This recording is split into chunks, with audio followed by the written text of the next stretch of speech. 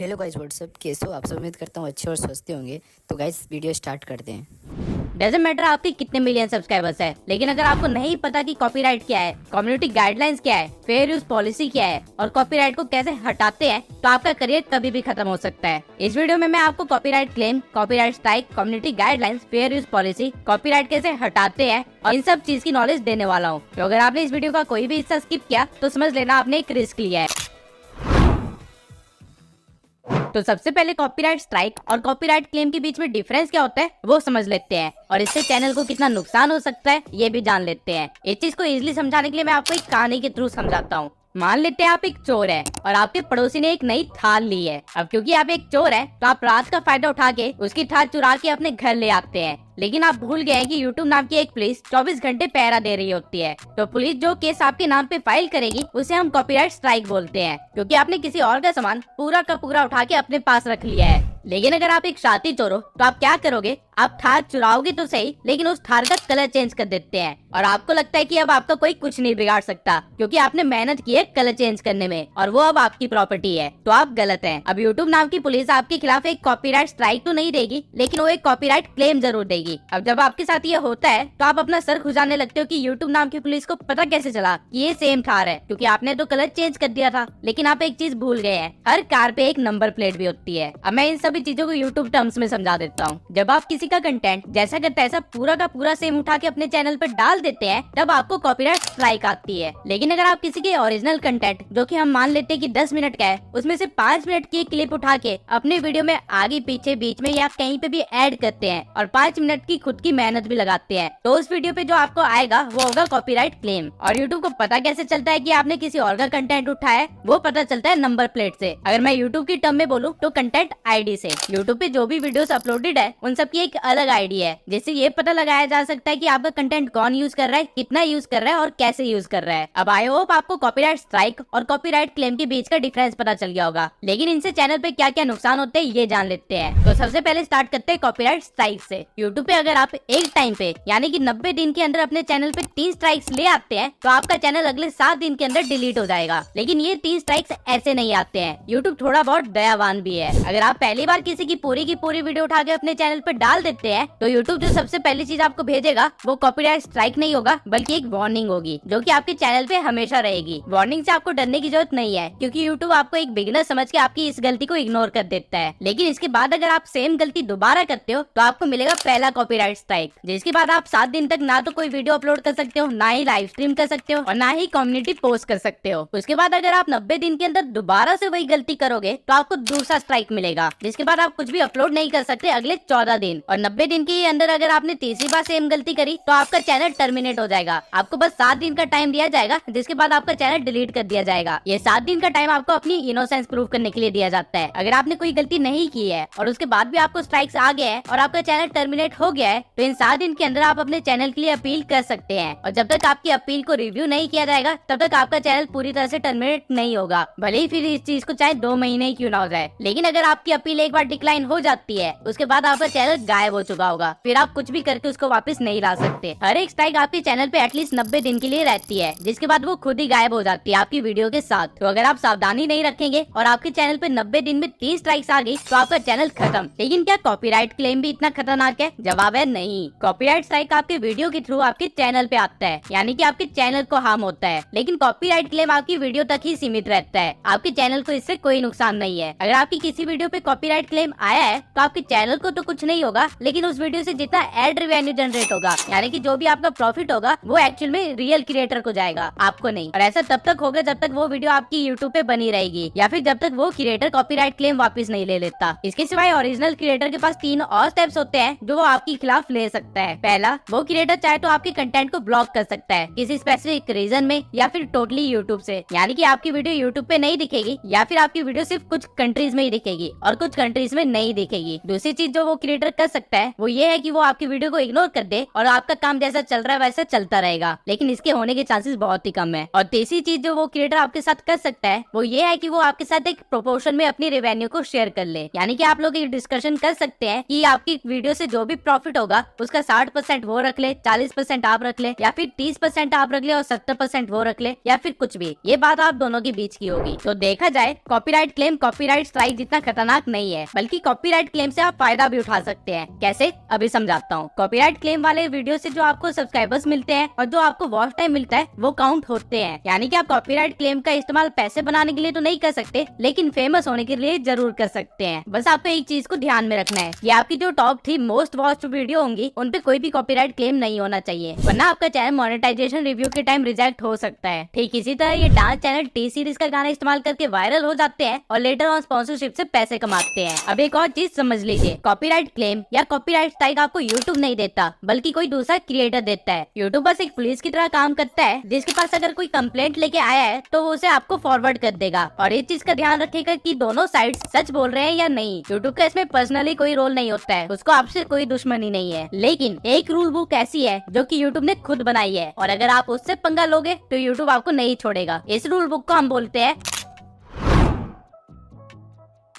अब YouTube एक social media platform है, तो उसे ये चीज इंश्योर करनी होती है कि उसका प्लेटफॉर्म हर एक बंदे के लिए सेफ हो, बच्चे से लेके बूढ़े तक, मासूम से लेके चालाक तक। इसलिए YouTube ने एक ब्रॉड कैटेगरी में 6 कम्युनिटी गाइडलाइंस बना रखी है, जिसके अंदर बहुत सारे रूल्स आते हैं। अब ये सारे रूल्स बताना तो पॉसिबल नहीं है, लेकिन मैं आपको सारे इंपॉर्टेंट रूल्स बता देता हूँ ताकि आप कोई भी गलती न कर बैठे। और अगर आप गलती से ये कम्युनिटी गाइडलाइंस तोड़ते हैं तो उसके बाद आपके साथ क्या होगा ये भी मैं आगे बताता हूँ। नंबर 1 है स्पैम एंड डिसेप्टिव प्रैक्टिसेस। इस गाइडलाइन के अकॉर्डिंग फेक व्यूज या फेक सब्सक्राइबर्स या फिर वॉच टाइम खरीदना या फिर सब फॉर सब जैसी एक्टिविटीज करना बिल्कुल भी अलाउड नहीं है। और अगर आप किसी और क्रिएटर की एग्जैक्टली सेम चैनल बना लेते हैं, यानी कि उसका लोगो, ब्रांडिंग, कंटेंट अपने चैनल पे डालते हैं, तो ये चीज भी अलाउड नहीं है। साथ ही साथ आप किसी भी थर्ड पार्टी ऐप का लिंक जो कि किसी गैमलिंग साइट ले जाता हो या फिर जहाँ से कोई मालवेयर या वायरस आपके कंप्यूटर या लैपटॉप पे आ सकता है, ऐसी चीजों का लिंक अपने डिस्क्रिप्शन, कमेंट या फिर टाइटल में कहीं पे भी डालना अलाउड नहीं है। और अगर आप स्पैम करते हैं, यानी कि टाइटल में कुछ और दिखाया, थंबनेल में कुछ और दिखाया, कंटेंट के अंदर कुछ और बताया, या फिर अपने पूरे डिस्क्रिप्शन को टैग से भर दिया, तो ये चीज भी आपके चैनल पे स्ट्राइक ला सकती है। सेकंड है सेंसिटिव कंटेंट गाइडलाइन। इस गाइडलाइन के अकॉर्डिंग आप बच्चों पे वायलेंस होते हुए नहीं दिखा सकते, यानी कि नॉर्मली जिस तरह इंडियन पेरेंट्स अपने बच्चे को डांट देते हैं या फिर पीट देते हैं, ये चीजें होते हुए आप यूट्यूब पे नहीं दिखा सकते। इसके सिवाय न्यूडिटी या सेक्सुअल चीजें दिखाना भी अलाउड नहीं है, अब चाहे वो कंटेंट के अंदर हो या फिर थंबनेल पे ही क्यों ना हो। कई सारे मूवी एक्सप्लेनेशन चैनल क्या करते हैं कि वो अपने थंबनेल पे जानबूझ के कुछ ऐसा सेक्सुअल कंटेंट डालते हैं कि लोग उस पे क्लिक कर दे, लेकिन एक्चुअल में गाइडलाइंस के अकॉर्डिंग ये करना अलाउड नहीं है और उनका चैनल किसी भी दिन टेक डाउन हो सकता है। और इसी के साथ साथ आप कुछ गोर कंटेंट भी नहीं डाल सकते, यानी कि कोई एक्सीडेंट होते हुए नहीं दिखा सकते, किसी का ब्लड ब्लीड होते हुए नहीं दिखा सकते, या फिर कोई भी ऐसी चीज जिसको देख के एकदम से डिस्गस्ट होता है या फिर घिन आती है, वैसी चीजें नहीं दिखा सकते, जो कि नॉर्मली एक इंसान को नहीं देखनी चाहिए। ऐसी कोई भी चीज दिखाना अलाउड नहीं है और इस गाइडलाइन के अकॉर्डिंग वल्गर बोलना भी अलाउड नहीं है। अब आई नो आप कहेंगे कि काफी सारे चैनल तो वल्गर बोलते हैं और वो चैनल अभी भी है यूट्यूब पे, तो नो डाउट ऐसा है। तो इस चीज के लिए मैं बस यही कहूंगा कि इंडिया के अंदर काफी सारे लॉज हैं, लेकिन क्या हम सारे फॉलो करते हैं? और ना फॉलो करने पे क्या हम सारे जेल के अंदर हैं? ऑब्वियसली नहीं। तो कुछ चैनल बच जाते हैं और कुछ चैनल पे स्ट्राइक लग जाती है। यूट्यूब ने बस ये बता रखा है कि उनकी रूल बुक के अकॉर्डिंग ये चीज अलाउड नहीं है। तो कल को अगर आपका चैनल टेक डाउन हो जाता है इस रीजन की वजह से, तो आप लीगली यूट्यूब से लड़ नहीं सकते। आप ये नहीं कह सकते कि यूट्यूब ने गलत किया। थर्ड गाइडलाइन है वायलेंस और डेंजरस कंटेंट। जिस कंटेंट के थ्रू साइबर बुलिंग की जाए या फिर किसी स्पेसिफिक पर्सन या ग्रुप को हैरेस किया जाए, वो अलाउड नहीं है। और इवन हेट स्पीच फैलाना भी अलाउड नहीं है, यानी कि आप अपने कंटेंट के थ्रू किसी के अंदर हेट को बढ़ा रहे हैं, भले ही वो किसी भी रेस, रिलीजन या डिसेबिलिटी के लिए ही क्यों ना हो, ऐसी कोई भी चीज यूट्यूब पे अलाउड नहीं है। फोर्थ गाइडलाइन है रेगुलेटेड गुड्स एंड आइटम्स। इस गाइडलाइन के अकॉर्डिंग आप कोई भी हथियार या फिर कोई भी नुकसान पहुंचाने वाली चीज पे कंटेंट नहीं बना सकते। इसके अंदर ड्रग्स वगैरह भी आ जाते हैं। और ऐसी किसी भी चीज को बेचना या फिर बताना कि इसको कहाँ से लिया जा सकता है या फिर इसका लिंक डिस्क्रिप्शन में देना बिल्कुल भी अलाउड नहीं है। आपकी वीडियो को इमीडिएटली रिमूव कर दिया जाएगा और आपके चैनल पे एक कम्युनिटी स्ट्राइक भी आ जाएगी। फिफ्थ गाइडलाइन है मिस इन्फॉर्मेशन। इस गाइडलाइन के अकॉर्डिंग आप किसी भी चीज से रिलेटेड मिस इन्फॉर्मेशन नहीं फैला सकते, यानी कि गलत नॉलेज नहीं दे सकते। और ये गाइडलाइन काफी ज्यादा स्ट्रिक्ट है, स्पेशली इलेक्शन से रिलेटेड कंटेंट पे और मेडिकल से रिलेटेड कंटेंट पे, क्योंकि अगर आप इलेक्शन से रिलेटेड कोई गलत इन्फॉर्मेशन फैला रहे हैं तो आप टेक्निकली एक कंट्री के अंदर तबाही मचा सकते हैं। और वहीं अगर आप मेडिकल में एक गलत इन्फॉर्मेशन प्रोवाइड कर रहे हैं तो आप किसी की जान भी ले सकते हैं। तो ऐसी किसी भी चीज पे कंटेंट बनाने बनाने के टाइम फैक्ट्स जरूर शो करना, वरना यूट्यूब तो एक अलग चीज है, आपके ऊपर रियल लाइफ पुलिस केसेस भी हो सकते हैं। अब कम्युनिटी गाइडलाइंस को वायलेट करने से होगा क्या, इसमें आपके साथ सेम ट्रीटमेंट होगी जो आपके साथ कॉपीराइट स्ट्राइक के टाइम पे हो रही थी। यानी कि पहले आपको एक वार्निंग आएगी, फिर आपको पहला स्ट्राइक आएगा, फिर दूसरा स्ट्राइक और तीसरे स्ट्राइक में आपका चैनल डिलीट कर दिया जाएगा, जिसके बाद अगेन आपको सिर्फ 7 दिन दिए जाएंगे। लेकिन इसमें एक लूप होल है। मान लेते हैं अगर आपने अपने किसी कंटेंट में स्पैम वाले गाइडलाइन को ब्रेक कर दिया तो आपको एक वार्निंग आएगी, और उसके बाद अगर आप एक और कंटेंट डालते हैं जिसमें आपने डेंजरस वाले कम्युनिटी गाइडलाइन को ब्रेक कर दिया तो आपको इस बार स्ट्राइक नहीं आएगी बल्कि दोबारा से एक वार्निंग आएगी, क्योंकि ये दोनों अलग अलग कम्युनिटी गाइडलाइंस है। लेकिन अगर आप एक तीसरा कंटेंट डालते हैं जिसमें आप अगेन से स्पैम वाले कम्युनिटी गाइडलाइन को तोड़ते हैं तो इस बार आपको पक्का एक स्ट्राइक आएगी, क्योंकि आपने वार्निंग के बाद भी सेम गलती करी। तो बेसिकली यहाँ पे यूट्यूब ये कह रहा है कि गलतियां करते रहो, गलतियां करने से प्रॉब्लम नहीं है, लेकिन सेम गलती बार बार मत करो। अब ये सारे रूल्स देख के आप सोच रहे होंगे कि मैंने हर एक तरह का चैनल देखा है जो इन रूल्स को ब्रेक कर रहा है, लेकिन एक्चुअली में ऐसा नहीं है। वो लोग 30 कम्युनिटी गाइडलाइन को फॉलो कर रहे हैं, जो कि है EDSA कंटेंट। EDSA की फुल फॉर्म है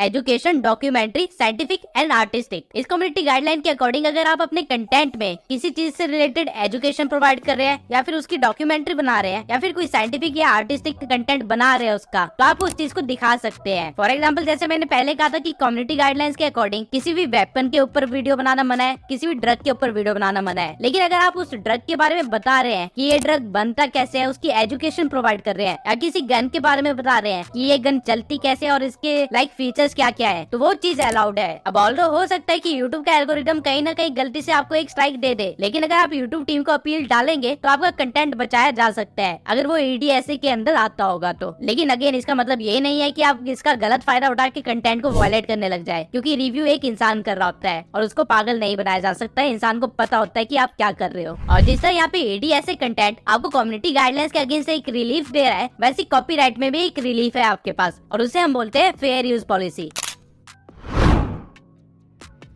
YouTube कहता है कि अगर आप किसी और के कंटेंट का छोटा सा हिस्सा क्रिटिसिज्म, कमेंट्री, न्यूज रिपोर्टिंग या टीचिंग या स्कॉलरशिप या फिर रिसर्च के लिए इस्तेमाल करते हैं तो उसकी परमिशन आपको है। आप बिना ओरिजिनल कंटेंट क्रिएटर की परमिशन लिए हुए भी इस चीज को इस्तेमाल कर सकते हैं। लेकिन ये पॉलिसी बहुत ही ज्यादा कॉम्प्लेक्स है और इसका रियल में एग्जीक्यूशन कैसे होता है ये सिर्फ YouTube को ही पता है। लेकिन कुछ चीजें हैं जो मैंने अपनी एक्सपीरियंस से सीखी है, तो मैं आपको वो बता देता हूँ। कभी भी किसी भी क्रिएटर की क्लिप को 8 से 10 सेकंड से ज्यादा इस्तेमाल मत करना। अगर आप किसी क्रिएटर की क्लिप का इस्तेमाल कर भी रहे हैं तो उसको टुकड़ों में इस्तेमाल करना। यानी कि मान लेते हैं अगर मुझे मनोज दे की वीडियो से 5 मिनट 10 सेकंड से लेके 5 मिनट 30 सेकंड तक की वीडियो की क्लिप चाहिए तो मैं उसको इस तरह इस्तेमाल करूंगा। मैं पहले 5 मिनट 10 सेकंड से लेके 5 मिनट 15 सेकंड तक की क्लिप दिखाऊंगा, फिर बीच में एक इमेज लगा दूंगा या फिर अपनी कमेंट्री देना स्टार्ट कर दूंगा। उसके बाद मैं दोबारा से एक क्लिप लगाऊंगा जो कि होगी 5:16 से लेके 5:20 तक या फिर 5:25 तक, और उसके बाद मैं दोबारा से कमेंट्री दे के वीडियो को कंटिन्यू कर दूंगा। और उसके बाद आगे जाके कहीं मैं दोबारा से उसकी क्लिप इस्तेमाल करूंगा, लेकिन बहुत ही कम टाइम पे। और जब मैं इन क्लिप्स का इस्तेमाल कर रहा हूँ